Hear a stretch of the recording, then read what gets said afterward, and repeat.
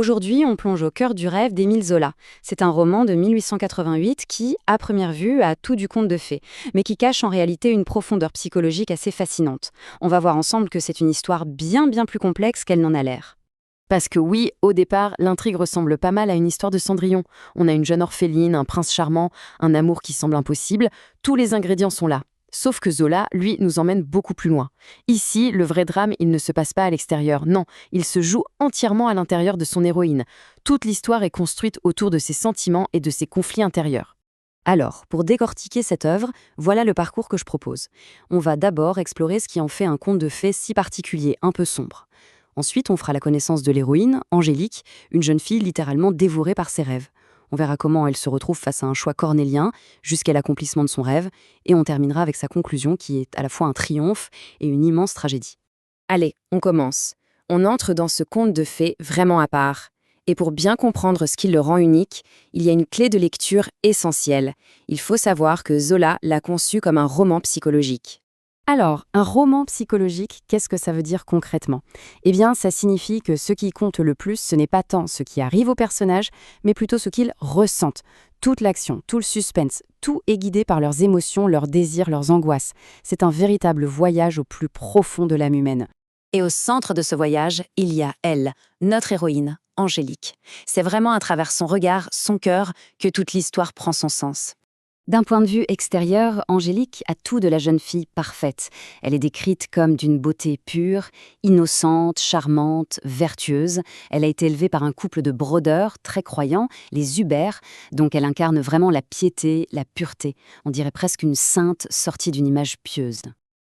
Et c'est là que ça devient passionnant. Derrière cette façade de perfection, il y a une nature bien plus explosive.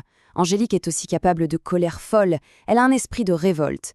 Elle cache une sensualité puissante, débordante, qu'elle passe son temps à essayer de contrôler. Et surtout, il ne faut pas oublier un détail crucial. Elle porte en elle l'héritage des Rougon, la fameuse famille maudite de Zola, ce qui la prédispose à la passion et aux excès. Et cette dualité, d'où vient-elle ? Eh bien, elle s'explique en grande partie par son éducation. Angélique a grandi complètement isolée du monde. Ses seules lectures, c'est la légende dorée, des histoires de saints et de martyrs. Du coup, pour survivre, elle n'a pas eu d'autre choix que de s'enfermer dans ses rêves. Elle s'est littéralement construit un monde imaginaire, un monde parfait, où elle attend son prince charmant. On arrive maintenant au cœur du problème. Que se passe-t-il quand ce monde imaginaire, ce monde de rêve, entre en collision frontale avec la réalité ? Eh bien, un jour, il arrive. Ce prince charmant, c'est Félicien, un jeune artiste, beau et riche. Et il apparaît vraiment comme la matérialisation de son fantasme. Zola écrit d'ailleurs cette phrase magnifique « Il semble né de l'attente et du désir de la jeune fille ». Pour Angélique, ce n'est pas juste une rencontre, c'est un miracle. Son rêve devient enfin réel. Et c'est là que tout se complique. C'est le nœud du roman. Angélique se retrouve complètement déchirée entre deux rêves. D'un côté, il y a le rêve d'amour, le bonheur humain, charnel, sensuel avec Félicien. Et de l'autre, il y a le rêve mystique, son aspiration à la perfection spirituelle, à la pureté absolue, à devenir une sainte. La grande question, c'est, est-ce que les deux sont compatibles ? Ce tableau résume bien les forces qui s'affrontent. Angélique, c'est l'héroïne. Elle veut atteindre cet amour parfait. Elle est aidée par son éducation, ses parents adoptifs, et même par Félicien. Mais face à elle, les obstacles sont énormes. Son propre tempérament passionné, son héritage, et bien sûr la société qui voit d'un mauvais œil cette union entre une pauvre brodeuse et le fils d'un évêque. Alors comment est-ce qu'Angélique va bien pouvoir naviguer au milieu de tout ça ? Comment va-t-elle essayer de faire de son rêve une réalité ? Le schéma est assez classique, on dirait un vrai conte de fées. Il y a la rêveuse, puis le prince qui arrive, et bien sûr les obstacles. Le père de Félicien, qui est un évêque, refuse catégoriquement ce mariage entre deux classes sociales si différentes. La situation semble totalement bloquée. C'est à ce moment-là qu'Angélique, de chagrin, se laisse mourir. Et c'est son agonie qui va finir par faire plier l'évêque. Il cède. On arrive maintenant à la conclusion du roman. Et attention, c'est une fin qui est à la fois totalement inattendue et, quand on y réfléchit, profondément logique. Donc, le mariage est autorisé. On transporte Angélique, qui est presque mourante, jusqu'à la cathédrale.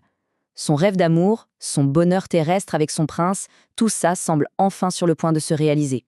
Et là, c'est le coup de génie de Zola. La cérémonie se termine. Félicien s'approche pour lui donner le tout premier baiser, le baiser nuptial.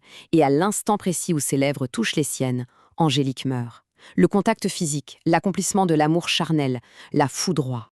Alors, on pourrait penser que c'est un échec total, mais pas du tout. En fait, sa mort est l'accomplissement final de son autre rêve, le rêve mystique. En mourant juste avant de connaître le bonheur terrestre, elle préserve sa pureté, elle atteint cette sainteté, cette perfection spirituelle qu'elle a toujours visée. En quelque sorte, la passion terrestre a détruit son corps, mais a permis le triomphe absolu de son âme. Et ça nous laisse avec une question fascinante qui résume tout le livre. Finalement, est-ce que le rêve d'Angélique est mort avec elle sur les marches de l'autel? Ou est-ce qu'au contraire, en mourant à cet instant précis, elle l'a rendu éternel, pur, intouchable par la réalité et ses compromis? C'est toute la puissance et l'ambiguïté de ce chef-d'œuvre de Zola